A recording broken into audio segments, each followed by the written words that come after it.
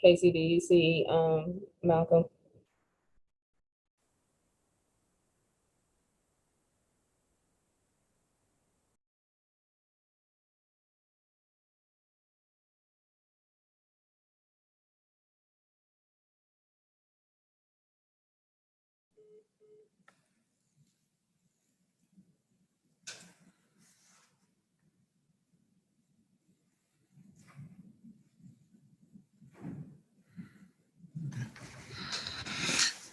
Hello, my name is Malcolm St. Cyr, and I'm a sophomore in agronomy and global resource systems. It is my pleasure to introduce today's keynote speaker, Dr. Michael Benitez. Dr. Michael Benitez is a nationally acclaimed scholar practitioner and educator in the field of diversity, equity, and inclusion in higher education. Part of Dr. Benitez's success lies in his ability to speak heart to heart while bridging theory and scholarly inquiry with everyday life and his use of accessible language that multiple audiences can relate to. Dr. Benitez has authored book chapters and articles on student identity, hip hop culture, culture centers, culture and ethnic studies, institutional research, and campus climates, and facility development. Over the last 2 decades, Dr. Benitez has served higher education in different capacities, including academic and student affairs, diversity, equity, and inclusion, EEO, and Title IV compliance and teaching. Dr. Benitez completed both his bachelor's and master's degree at Pennsylvania State University and holds a PhD in educational leadership and policy with a focus on social justice in higher education from Iowa State University School of Education.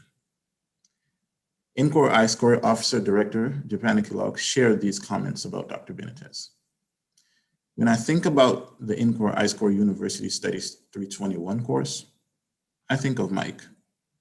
I feel very comfortable linking the two because I was able to witness the transformation. Our University Studies 321 course expectations has always been high. But seeing Mike work with the INCORE ISCORE students, transforming them into student scholars, was inspiring. The students started to do more than receive the information provided to them. Mike engaged, empowered, and encourage them to take agency in current events without losing a historical foundation. Mike's spoken word initiative, Diversity Monologues, has been a staple aspect of the INCORE ISCORE project experience. Please join me in welcoming Dr. Michael Benitez. Right on. Brother Malcolm, thank you so very much for that introduction. It is good to meet you, young blood.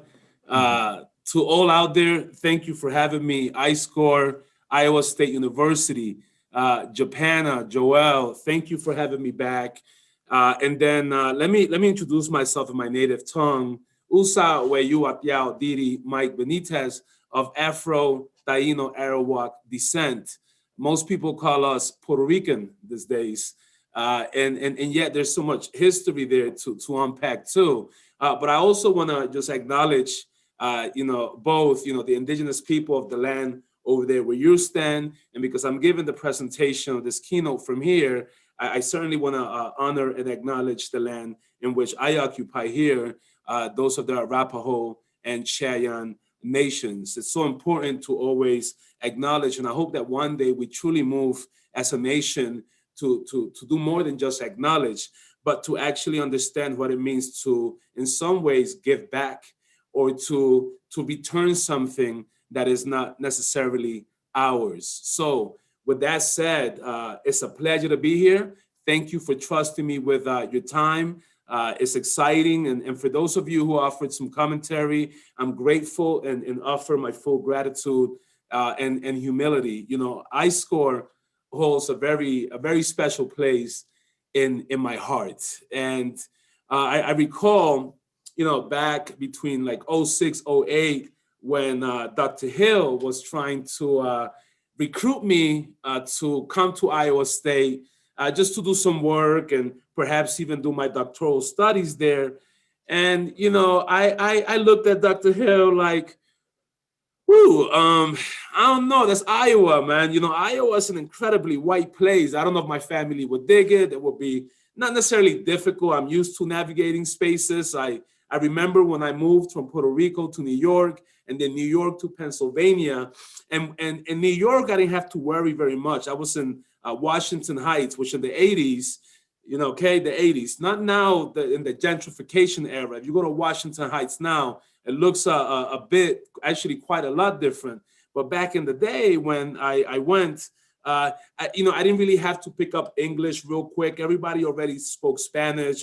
It was full of Black and brown people. I felt pretty much at home. The only thing that was hard was that instead of palm trees, they just had big, tall buildings, right?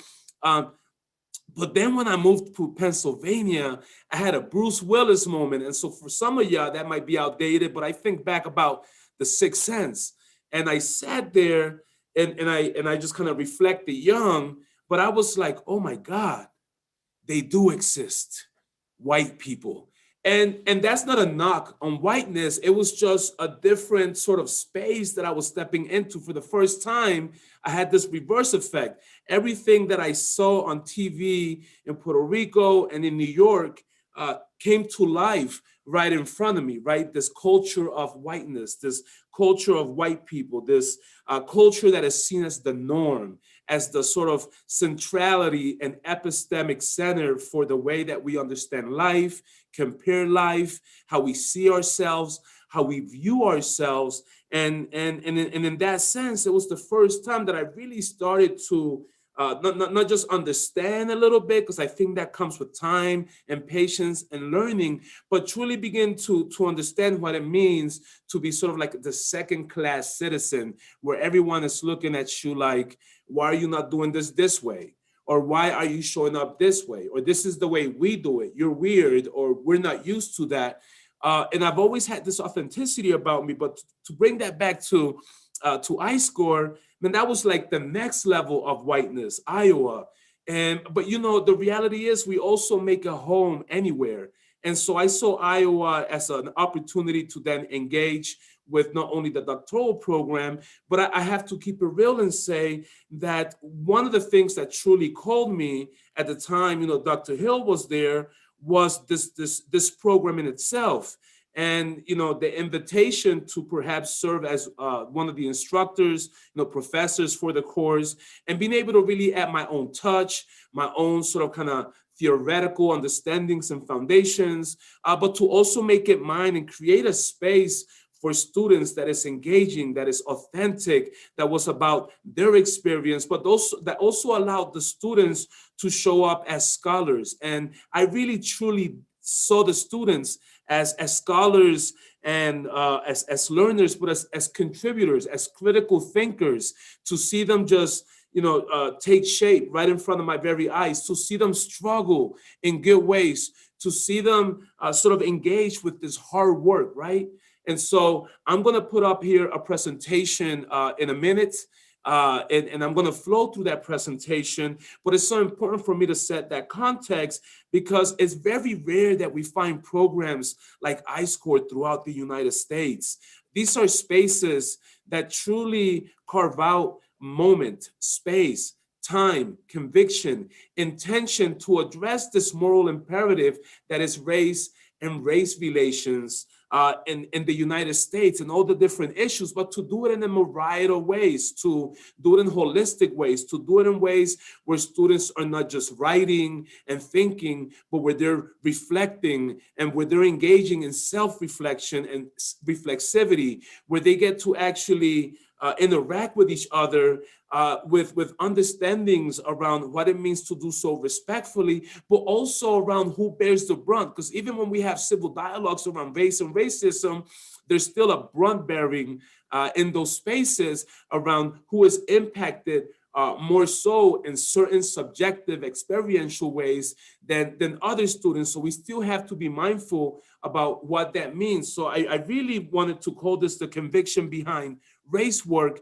And especially as we're coming off the last 4 years and what we saw emerge on the national landscape, to not address that or talk about that, or really to not kind of mark the way in which a January 6th in particular, and the way in which we transition, and a lot of what's still going on around race baiting and race sliding in the US, it's very real. So with that said, I'm going to go ahead and put up this presentation.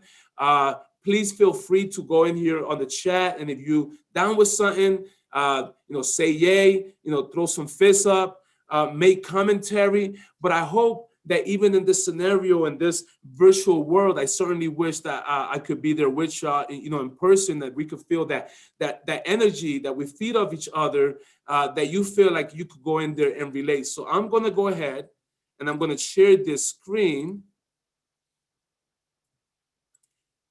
And I'm just going to ask a quick question, and maybe somebody could just put in the chat. But my question is, are y'all able to see that screen? I want to just be sure. Yes. Excellent. Right on. I see the yups.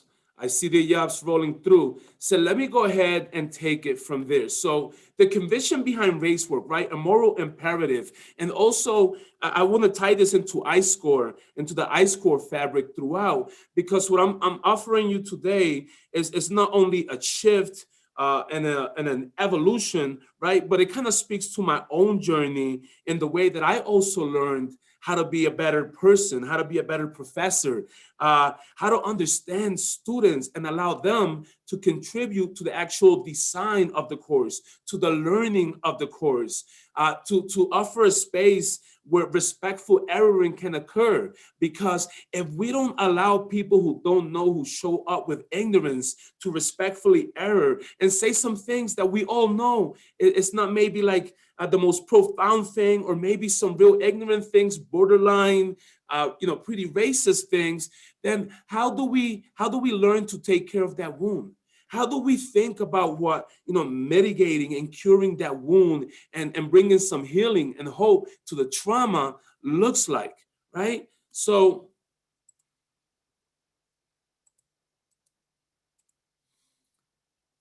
that's all to say that as I think about the space, I particularly think about I was, therefore I am, and I am, therefore I was, right? This quote by Linda Twice-Smith in Decolonizing Methodologies, and quote goes, the very idea of post-colonial spaces is layered with and evocative of empires past, present, and future. They are complicated stories and identities, intimate and alienated relationships, shifting borders and contested terrains, ambivalent, partial, and contradictory meanings. Within this spaces people live and they make sense of their lives. They occupy the shifting spaces, they shift the spaces they occupy, and yet the spaces are the very same spaces that existed before. So sit with that for a minute and think around the construction of race. And although it's a construction, it has very real consequences, right? And we're seeing that play out in the landscape. We know the why, we know the what, but we really struggle to step into the conversation from a place of power, from a place of understanding and challenging a power in a way that acknowledges that each generation has its moment. Each generation has its issue and a way of stepping in. Before, at least, when we think about resistance historically, we could go way back to Nat Turner. We could go as recent as 60, 70 years ago to the Civil Rights Movement. And then we could follow through all the way through Black Lives Matters today. But what ISCORE does is it takes the moments of the time and it sits them alongside the students in a curricular, critical way that provides the students agency. And I loved it. I loved it because the students, they begin to feel comfortable, not only respectfully erroring, but saying, okay, this struggle is part of the learning, right? But I gotta handle my biz too. I gotta read the material. When I first got into the course, I thought it was tight, but I was like, oh, we could certainly improve this course. And I started to treat that course like a graduate course because I knew and trusted that the students could engage with their work if you offered the appropriate courageous space for them to struggle with that work. And at the end, the product was students who were able to advocate for themselves, students who were data-driven, students who understood the history, knew how to locate it, identify it, put it together, and make arguments as to why addressing race and racialization was so important in the contemporary era in order for us to advance racial equity in very real ways. And when you open that door for students, then anything is just possible,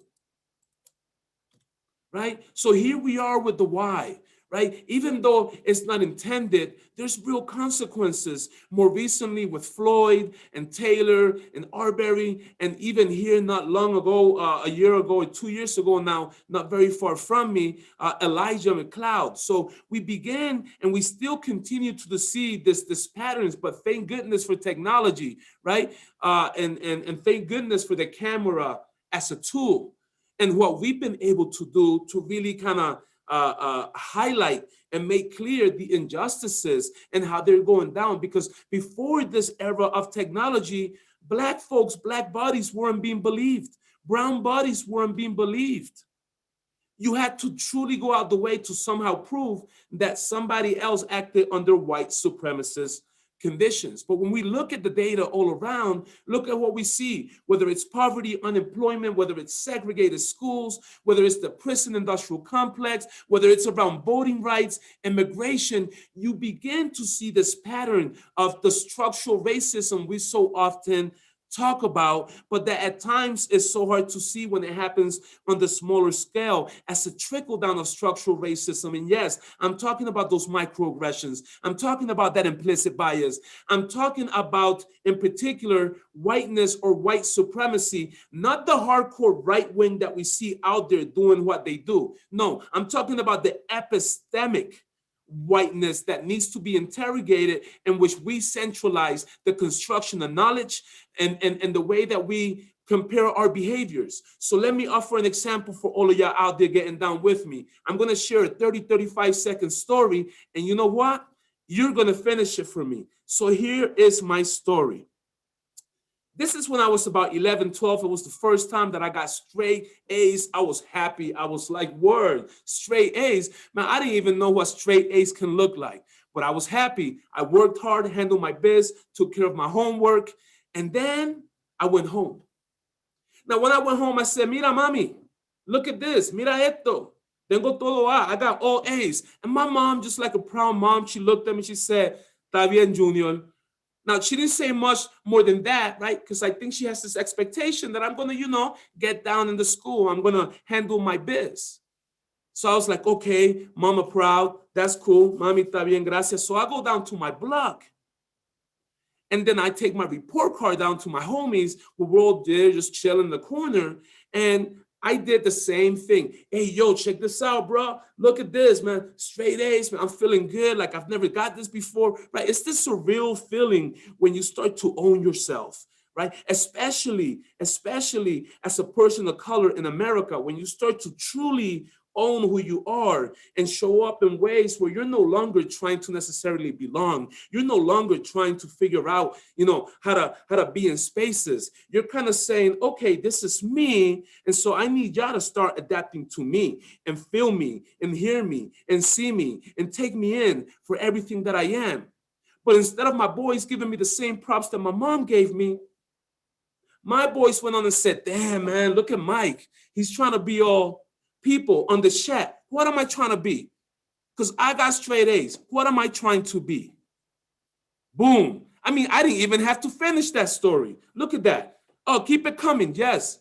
Because I showed brilliance, because I showed intelligence, because I showed that I could handle my biz. All of a sudden, folks is looking at me like Mike's trying to be white. And I'm looking at them like, nah, I'm trying to be me.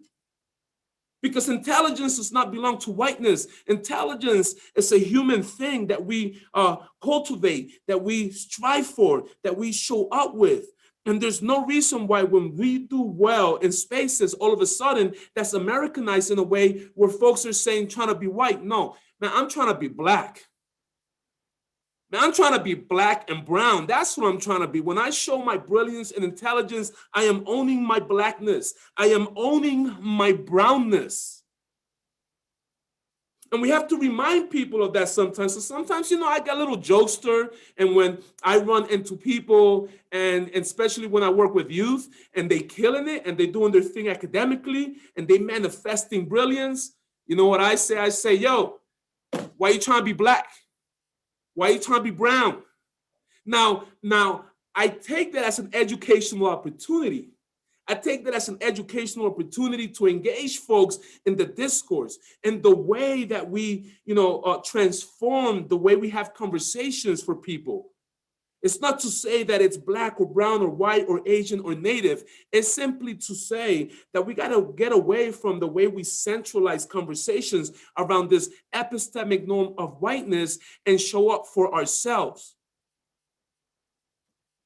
But when you look at this, even today, right?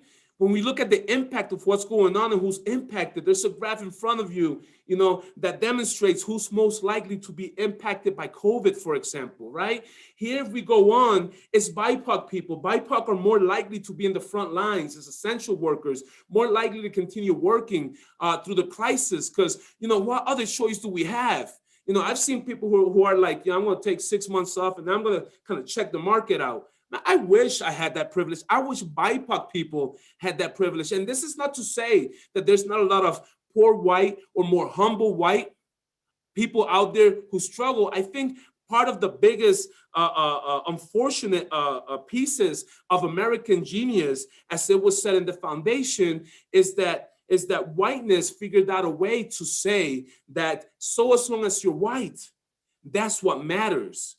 And so then poor people forgot that they was poor. And that's also the reason why Dr. King was so targeted. And then even Malcolm and others were so targeted, is because they started to understand the power and meaning of alliance building and helping especially struggling, low income, poor whites understand that they have more in common with the experiences of BIPOC people, not around race, than with others. Yes, the Poor People's Campaign, no doubt. Right? So when you look at this, you also see we're more likely to live in the same household, right? Because one is better economically, or it's a way for us to make it, but that's just who we are. Like when my mom is ready to make that move and not take care of herself, I'm not going to put my mom up in a 6 feet or a 6-story building where other people are going to be taking care of her. I'm going to have her at home with us as a family, taking care of each other. And then here we are. I had to, mama coming to my house, man, she ain't gonna end up in no 6-story building. I mean, unless she fight me and she wanna hang out with all her peers, and she's like, no, I wanna be here. That's a different story, but it's not de facto for me to go out there and be like, Ma, that's where you're staying. No. And then you have here in front of you, right? I was in Toys R Us one day, and I have to bring this up because it matters, right? When I think about ISCORE did such a phenomenal job really diversifying the educators so that we had Black faculty and scholars. We had Latinx faculty and scholars, and we had Asian faculty and scholars, and Native faculty and scholars. And you see where I'm going with that, right? And that we even had intersectionality in the representation with gender and race and sexual orientation and just all in religion and all these different things that offer sort of that rich complexity and criticality, right? But I throw this out there because it's important to address that then when you think about the broader Iowa or ISCORE within the context of the broader Iowa, that Barbie does a better job diversifying their Barbie dolls that most institutions in higher education do in diversifying their faculty. I was walking across this aisle, I was looking, I was like, Barbie stepping their game up. Oh my God, look at this. Look at this, man. They, higher ed might have to hit up Barbie for a little consulting on how to on how to diversify their faculty, you know? And this all ends up in this perpetual fear, right? This terror that we always feel and that we always have to bump up against. And we bring this to our classes, right? We bring all these experiences to the curricula, to our classes, our stories, our narratives, but so rarely.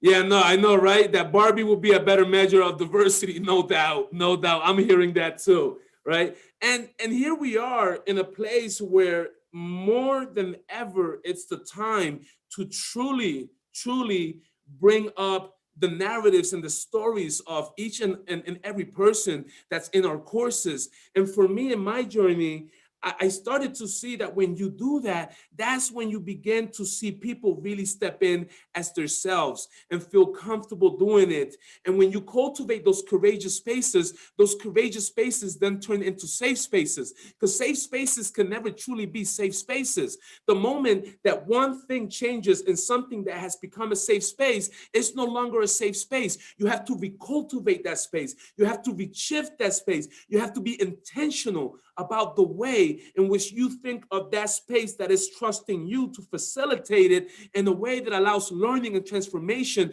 to take place. And let me say it, shaming is not the answer. Because the reality is that an institution like Iowa State University, they have students who come from urban communities and they show up to Iowa and they say, damn, oh my God, this place is white. This is, wow. I'm not used to this. I'm gonna have to adjust, right? And at the same time, you have people who come from rural communities where there's like maybe 3 Black people. Actually, let me take that back. 1 Black person, 3 Latinx, right? And they show up to this same space, the person from a more kind of diverse location said it's really white. You have the person from the rural community going to Iowa State and saying, wow, this is so diverse. This is great. I'm going to learn so much. And we never tie that bridge, right? That people of color cannot solely exist in higher education as the spectacle and consumption for white people to learn, but that whiteness has to also become the other side of the coin, the spectacle for which people of color also understand whiteness. Whiteness as a cultural norm. So to think in ways that allow this to happen, we got to be able to self-implicate. And not only self-implicate, but more recently, I was doing a presentation with a bad sister out here. We were talking around power. I want to address that really quickly, right? The idea of put your money where your mouth is. And the sister got out, she said, man, people got to start putting their power where their mouth is. Put your power where your mouth is. That's my new thing. Put your power where your mouth is. Share the power. Because right now, more than the colonialization of resources and land and many other things, it's about the coloniality of power. And powers have what we have to share in order to begin to equitize spaces. And that's what ISCORE did. When I think about Dr. Hill, at that point, he wasn't there sitting back saying, I got the power.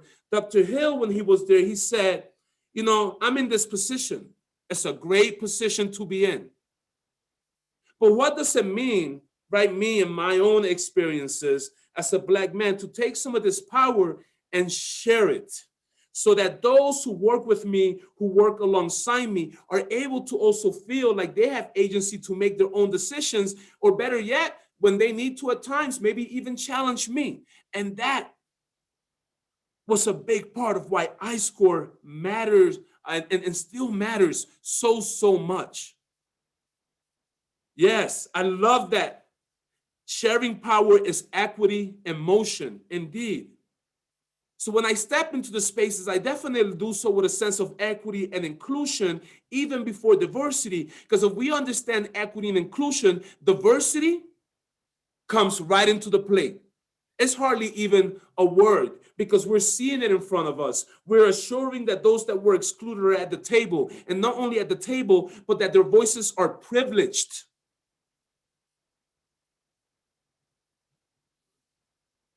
And then we get into this, right? The whole racialized bodies, rhetoric, and spaces. And we get into some of the issues that don't permit us or don't allow us, particularly dominant identities, to move beyond the norm that we're used to. I'll tell you that the hardest thing in addressing whiteness is that it presents a real deep identity crisis. I mean, imagine if you get to college. Imagine if you get to college and all of a sudden you learn that half of everything you learn, or maybe even most of what you learn, is actually half true, not accurate at all, or is something that was just made up. And so when you have white folks and that's what they're relying on to create their identities, 18 years of it, they get to college and somebody tells them, oh, that's not true.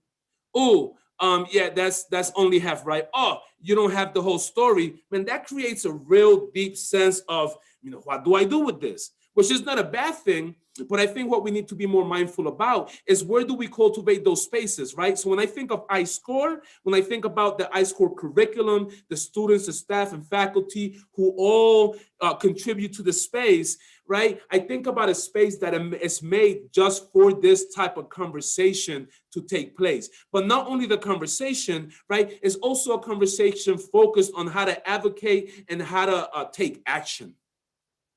Right? When you think about public scholarship, when you think about students who are taking these difficult topics as sophomores and juniors and seniors and running with it and developing a criticality that allows them to see a bird's eye view of the landscape and how we could address it, what you begin to see is people that say, well, this makes sense. I will never send a white person back to their fraternity house to interrogate whiteness. And if somebody was genuinely interested, most of the other part of the fraternity house might actually maybe kick them out. Like, come on, get out of here with that. So the spaces that are ISCORE are not just relevant, they are monumental. They are essential to the advancement of racial equity and the development of critical young scholars to then go and influence the different spaces that they fill, the different positions that they have.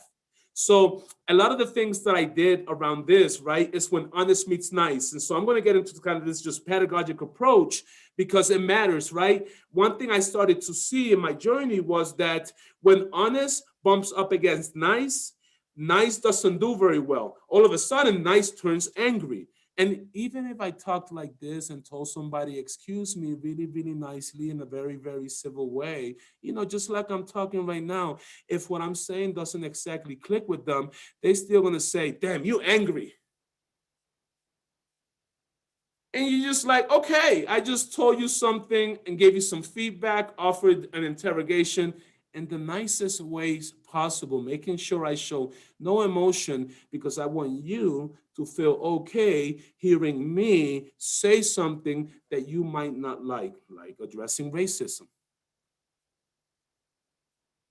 Yes, one thing I learned about Iowa is that, there's all the sayings, right? There's like Iowa nice, there's like Cali laid back, there's the Northwest nice, there's Southern hospitality. And what I found out when I got an opportunity now to work in the Northeast, in the Midwest, in the Northwest, and now in the Southwest, is that Southern hospitality is just a polite way of engaging. The racism is real, but everybody's very direct. In the Northeast, everybody's just direct, period. They're not really thinking about how you're feeling. It's like, look, I'm going to say it, and then we could go in and enjoy a drink afterwards. If you take it personal, I don't know what to tell you. And then you have the Northwest and the Midwest. Now, the Northwest has this sort of niceness. It's actually very real niceness about them. I remember when I was in the Northwest and I first got there and I was, going to a four-way intersection and the car was running up on me and I saw all these motions in the car. And I was like, damn, here I go again. Somebody's going to yell the N-word or yell some word out the window and they're going to drive off because that's what they do, right? The cowards. They just yell an epithet and then they just run off or then they take off in their car. But, right, that's the trauma setting in. But then you had this car coming closer and it was doing like this hand gesture. Now I started to think, Dan, I want to listen to what they listening to. But then after that, what I noticed when they came right up on the stop zone is they were actually nice. They were angry because I hadn't yet crossed, and they're like, hurry up and cross. I was like, oh my God, that's nice. Because in New York, when you have the red light, you don't want to cross. You're going to get hit. If you have a green light, sometimes you don't want to cross. You're still going to get hit. So I'm not used to somebody who has the right of way, especially a white person, stopping and saying, hey, person of color, go ahead and cross. I got you. And then I realized in that moment that aversive racism looked very different from the aggressive, passive-aggressive, not passive-aggressive, aggressive, passive-aggressive. In Iowa, what I experienced and learned was that people aggressively made sure that you knew that they were being passive-aggressive. It's like, well, if they don't know that I'm being passive-aggressive, let me make it clearer. I'm going to aggressively be passive-aggressive. It was the weirdest thing. Right? But we learned to negotiate and navigate that. And so part of what we taught our students in the class and what we engaged with was the idea of morality, the ideal of the right thing, the ideal, right, of what it means to not give up your own integrity and your own authenticity, right? In the same way that Dr. King says here that, like, look, if peace means keeping my mouth shut in the midst of injustice and evil, man, that's not the kind of peace I want. If peace means a willingness to be exploited economically, dominated politically, and humiliated and segregated, that's not the kind of peace I want. My peace needs to be Black-centric and all-centric, not white-centric. We need to define what the spaces look like for us from where we show up. I also work with the students to speak their voice and to show up authentically. And I love what Bell Hooks says when she says, sometimes people try to destroy you precisely because they recognize your power, not because they don't see it, but because they see it and they don't want it to exist. I need you to hear that again, because they see it and they don't want it to exist. And that is at the heart of white epistemic supremacy. When you grow up in a way where you are the norm, and the idea of someone else being the norm or checking you, even in the nicest ways, it's like a whoa. And that arrogance that shows up with that episteme is part of the challenge that we're trying to address. I also approach the work at ISCORE from a place of where you in the words of Manning Marable, struggle where you're at, right? So here you have the homie on the left saying, hey, I thought your people celebrated Black History Month in February.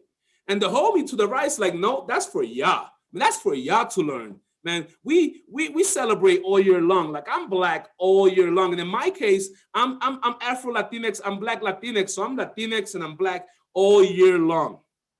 And if you start centering that, then you start to see, right? You start to see that, you have a quote from Audre Lorde that says, you can't dismantle the slave master's house with the slave master's tools. And I want to flip that a little bit. And I want to offer y'all something. How about, because this is the way I approached my course at ISCORE.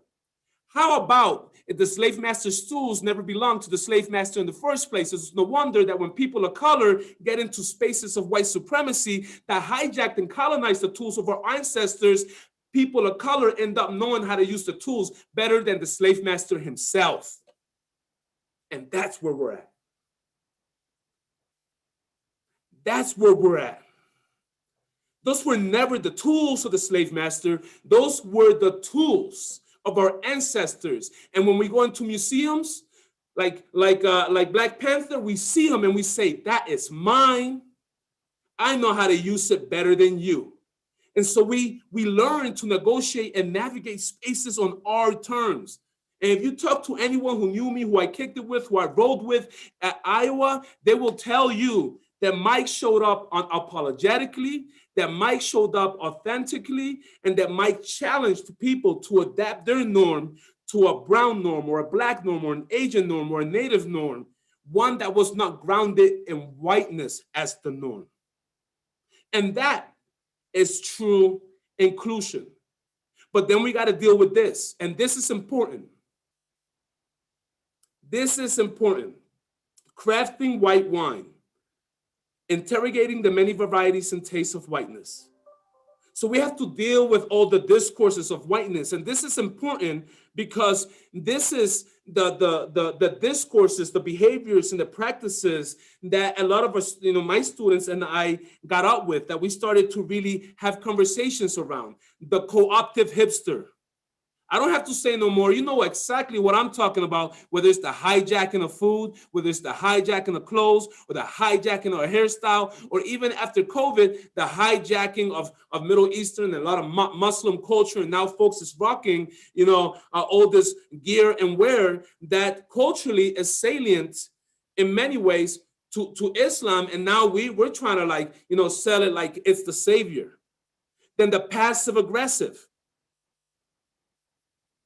The liberal, and the liberal makes up most of white America. This is, to keep it real, the most dangerous type, because this is the type that are willing to savior and look out and maybe even come through for you. But when it comes to actually sharing power, that's where it's like, whoa, I don't know. I don't know if I could do that. Let's kind of just take it little by little. But see, the problem is every time we say be patient, which we should be, and take it little by little, I'm thinking about the next black person that's going to be killed the next day because we're going little by little. And that shit hurts.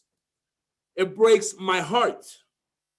And for me to not speak about emotion in the way that every time a black and brown body is taken from us, and to not speak to that hurt, even if I'm half a world around, is to be dishonest with myself. Then you got the thuggerist vigilante. These are the people who like to call the cops on people of color because people of color decided that they were going to do their own thing, like the person in the park in New York, like the white woman up in the West Coast, in Cali, who decided that, oh, you're not going to listen to me? I know exactly what to do. I'll call the cops. I don't even have to say nothing, because the moment they show up here, they're going to look at you, not me.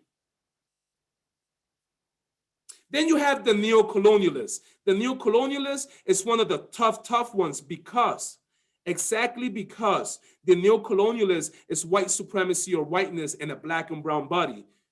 And when we see that show up, we have to remember and we have to get away from saying that black and brown people could be racist too. No, black and brown people could be racist, but that racism is still grounded in white supremacy. That is a whiteness that is manifesting very similar to the work of Frantz Fanon, Blackface, White Mask. And then you got the aversive racist who thinks that by not dealing with it, they can be racist. The ones that say, yeah, let's grab a cup of coffee, but you reach out 3 or 4 times and they never get back at you, because why would they? You're about to go have a hard conversation, and if they don't have to hear it and deal with you directly, then they're not racist. So we must think about this, right? As I close this up, we really got to think about the way in which, Cesar Chavez puts it. We cannot seek achievement for ourselves and forget about progress and prosperity for our community. Our ambitions must be broad enough to include the aspirations and needs of others for their sakes and for our own. That means that all our struggles are literally interconnected. But we also got to think about these concepts. These are pedagogic approaches to engaging race in the classroom that I used and that I've also learned, and that I've learned how to shift within the context of education. Take responsibility, be accountable for your own learning, be accountable for the way that we hope to teach others. Be accountable for what you don't know. Go out and seek to know it. That was a very central tenet that I taught my students. If we don't know it, let's go learn it. Let's go seek that history out. That we acknowledge and validate each other's stories, experiences, and the way that we show up in spaces. That we have the courage and intention to show up with a way of growing. Yes. So that property is not more important than lives, indeed. That we show up with a humility, right? It's not about you. For all the administrators and faculty listening, it's never about you, it's about your students. It's about them and their learning and their success. And that doesn't mean that you have to take like all your different thinking and perspectives and throw them out. No, for that time that you're sharing with students, put them in your pocket. Put those perspectives in your pocket and let them inform you, but don't let them dictate the ethos of a learning environment in a way that stifles opportunity for students to keep it real with themselves, real with each other, and trust the space so that they can make mistakes and they can truly learn from each other's experiences. That we have a respect for different perspectives, that we understand what humanity looks like and the way we affirm our humanities. Let's listen and collaborate, but most, if anything, let's step into spaces with good faith effort. Because if not, then we're already showing up saying we cannot trust. And when somebody tells a difficult story, we shut down instead of actually embracing that vulnerability. So let's be mindful of the consciousness and dynamics inherent when people from different groups interact.